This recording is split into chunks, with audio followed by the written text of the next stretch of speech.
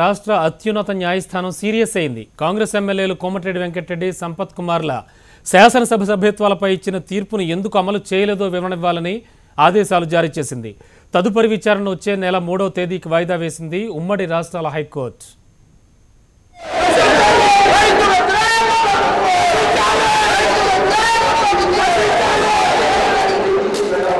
తెలంగాణ ప్రభుత్వంపై ఉమ్మడి రాష్ట్రాల హైకోర్టు మరోసారి ఆగ్రహం వ్యక్తం చేసింది.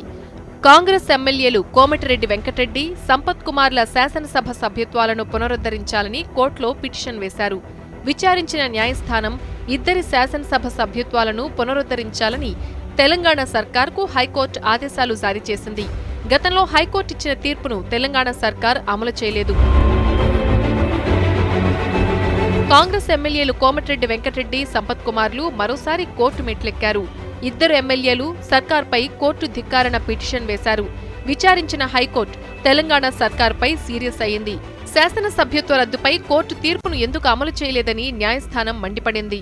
వారం రోజుల్లో శాసనసభ సభ్యత్వాలపై స్పష్టత ఇవ్వకపోతే అసెంబ్లీ కార్యదర్శి, అసెంబ్లీ లా లెజిస్లేటివ్ సెక్రటరీలు వ్యక్తిగతంగా తమ ఎదుట హాజరు కావాలని హైకోర్టు హెచ్చరించింది. కోర్టు మీద ఉన్న న్యాయ వ్యవస్థ మీద ఉన్నటువంటి నమ్మకము ఇంకా ద్విగుణీకృతమైంది. ఇలాగే మా సభ్యత్వాల రద్దు విషయంలో కోర్టు 4 సార్లు ప్రభుత్వాన్ని తప్పుపెట్టినప్పటికీ సిగ్గు లేకుండా ఇంకా న్యాయస్థానానికి వ్యతిరేకంగా అన్యాయంగా ముందుకు పోతున్న ప్రభుత్వం ఈరోజు రాష్ట్రంలో కొనసాగుతూ ఉంది. ఇప్పటికైనా కళ్ళు తెరిచి న్యాయాన్ని గౌరవించాలి అన్నటువంటి మినిమం బాధ్యతను, రెస్పాన్సిబిలిటీని గుర్తించి న్యాయ వ్యవస్థ చెప్పినట్టుగా నడుచుకుంటే మంచిది.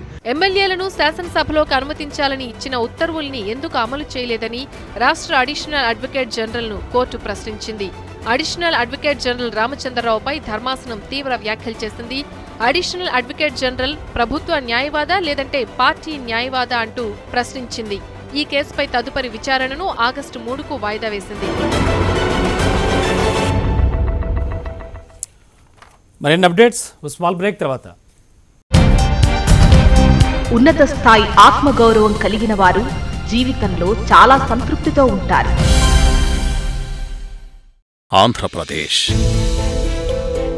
సుదీర్ఘమైన రైలు మార్గాలు,